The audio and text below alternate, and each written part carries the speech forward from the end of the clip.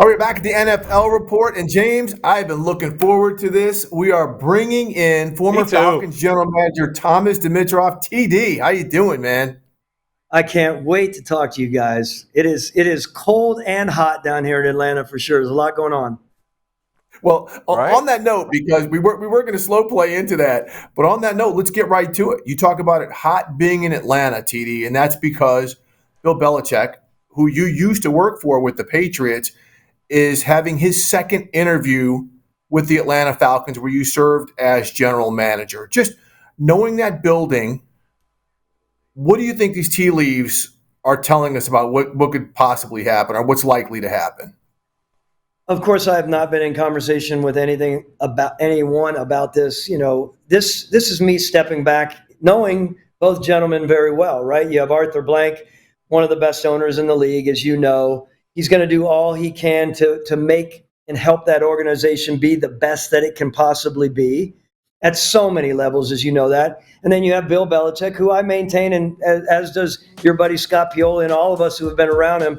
He is the very best in modern times. And just like Mike Lombardi said, he is probably third only behind Vince Lombardi and Paul Brown. Like what he can do for an organization is in on my mind unparalleled. And so wherever he ends up going and whatever he ends up doing, you and I both know he brings the organization that he does go to closer to a Super Bowl in the next 3 to 4 years than anyone out there in my mind. And that's not taking away from anyone out there that we know. This is an amazing, in my mind, group of coaches with Dan Quinn out there. You know how I feel about him, with Mike Vrabel out there, with Harbaugh. There's a lot of great opportunities. It's going to be really interesting.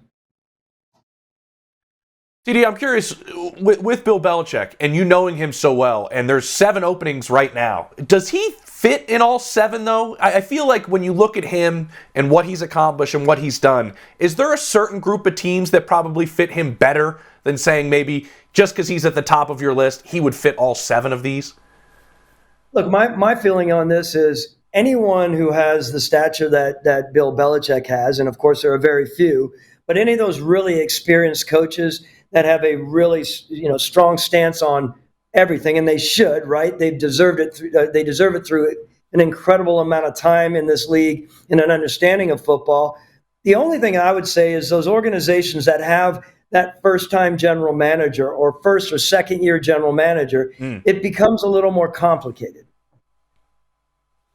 Thomas, I want you to kind of take us through the process, not specifically speaking to anyone, but using your experiences, right? When I worked for the Atlanta Journal-Constitution, I covered the team when you were hired as general manager, and it's a two-parter, but just your experiences going through the interview process to get this job that so many people are doing right now, interviewing for jobs.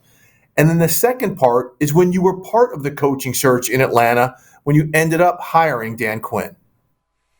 So where do you want me to lead on that then? Sorry, Steve. So let's start. Let's start with you going through the process, which so many of these GM candidates are going through right now. Like, okay, how do I interview for this position? What do I tell teams how I want to build this team? Because you came in not knowing who your head coach was going to be.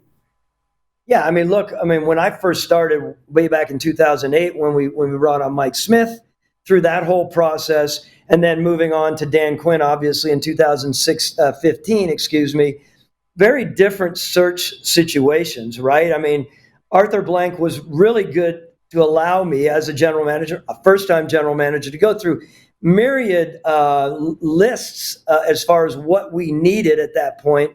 That is so. There are so many layers to it, Steve. But to me, it's contingent on where your organization is at that time, right?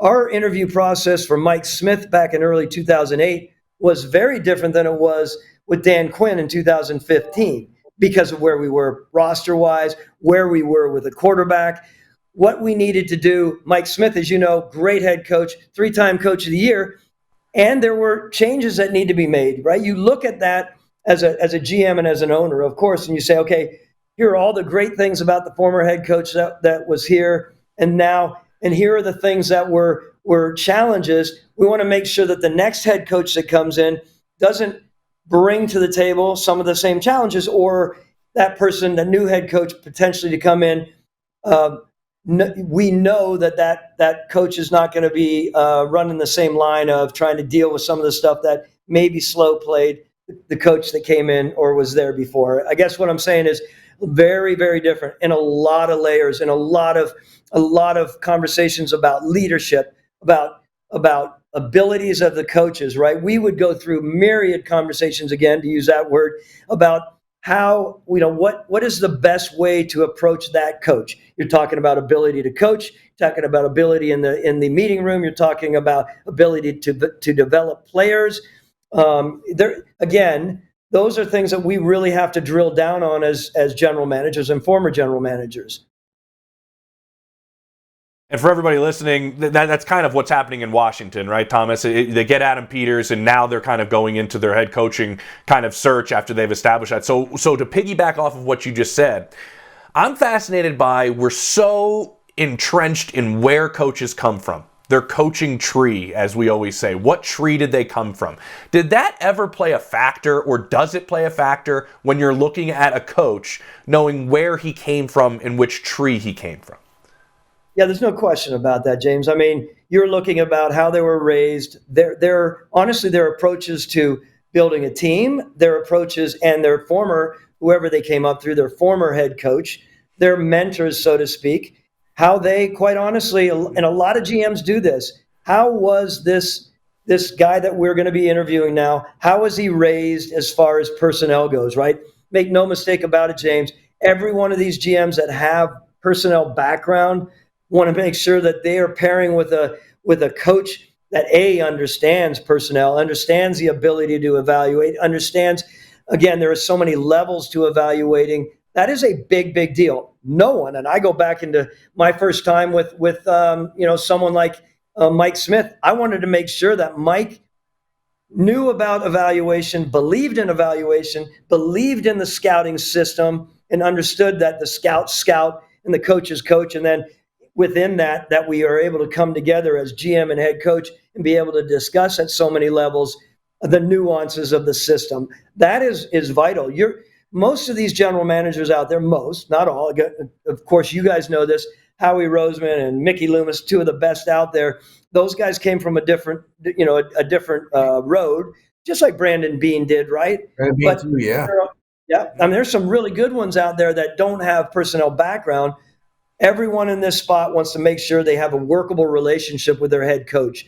No one wants to come in this where they're batting their head against the wall every day that they're trying to help build the team, James. So again, very, very, very, very important to make sure you know how these guys are raised. And some, last point, some that were raised in certain paradigms that don't have a real respect for the personnel staff, that can be very treacherous. And it can be a short-lived relationship, of course.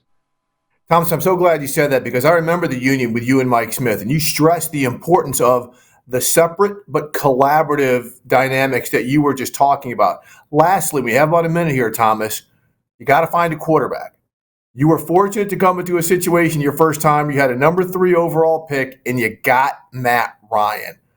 How vital is it, when you look at some of these circumstances, to know who is going to be the proper guy to fit into your locker room? And real quick with a caveat, remember, Thomas, everyone was telling you to draft defensive lineman Glenn Dorsey instead of Matt Ryan at that time. There was a lot of that, as you know, in town, and we won't mention some of the names, but yeah, look, I mean, anyone, even a head coach, a GM that potentially could be coming into a team, one of the main things we're looking at, of course, we're looking at who the ownership is. Make no mistake about that as well, gentlemen. If you don't know the owner, at least have a grasp of what the owner is and their approach, that's a big deal. Now, when you're a first-timer, you're open. We always used to joke about this. You're open to say, like, I'll work anywhere. I could do anything with anyone. Just give me the opportunity. And as you get experience, you're a lot more particular about that. That's one thing. Of course, the quarterback is massively important. Not only that the quarterback might be there, but that the quarterback is within reach, that there's a potential to get a free agent, or equally important, that you are in a draft spot that you know that you might get one of these top 5 this year. If you're 22 coming in, or 18, and you're going to have to move up and sell the farm to get up there, that's a little bit different when you're talking about making sure that you get the right quarterback to build around. All right, so I got to squeeze this one in, Thomas, because this is what I'm fascinated about. Look at the Bears, right? They have what some people believe is their quarterback, but they also have the number 1 overall pick. How would you, kind of looking at that from an outsider's perspective, kind of look at that spot that Ryan Poles is in right now? And is that a very difficult spot? Would it be a fun spot from a GM perspective? What is he dealing with right now? It's a lot of sleepless nights, I'm sure. I mean, there's an element of excitement about it, right? To know that you are in such control and have the opportunity to continue to build. Yes, I think it's a great spot to be in. Remember that pick was not on Ryan Poles, right? We know that. Not that it's whether it worked or not, but as again, general managers, normally you want to stay with the quarterback that you picked and you brought in. Of course, Yep. Ryan Pace, who I have a great deal of respect, he was the one who actually drafted him. So, who knows where he ends, his former quarterback ends up. But great spot to be in if you're Ryan Poles, I believe. TD, absolutely great stuff. I mean, this, we try to enlighten, and you just really, really open the bandwidth of some minds here with some of these topics. Brother, we appreciate you taking the time for us. Hopefully we can get you back on here again.